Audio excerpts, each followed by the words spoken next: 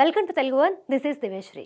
September 27న release అయిన NTR one man show Devara part 1 సృష్టించిన ప్రపంచనం అందరికీ తెలిసిందే.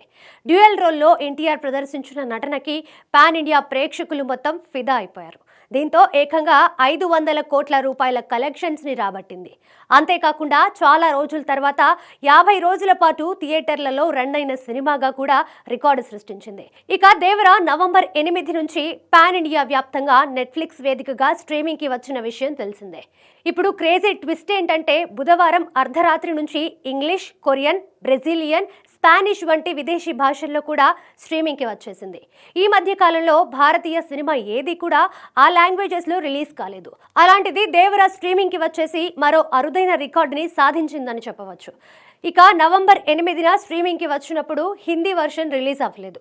ఈ నేపథ్యంలో బుధవారం నుంచి హిందీ వర్షన్ కూడా అందుబాటులోకి వచ్చింది. సడన్ గా ప్రపంచ భాషల్లో దేవరా స్ట్రీమింగ్ కావడం పట్ల అభిమానులు తమ ఆనందాన్ని వ్యక్తం చేస్తూ మంచి విజయాన్ని అందుకోవాలని సోషల్ మీడియా వేదికగా కమెంట్స్ చేస్తున్నారు. ఎన్టీఆర్ ఆర్ట్స్, యువసుధ ఆర్ట్స్ భారీ వ్యయంతో నిర్మించిన దేవరా పార్ట్ 1కి కొరటాల శివ దర్శకుడు కాగా జాన్వీ కపూర్ హీరోయిన్ గా చేసింది.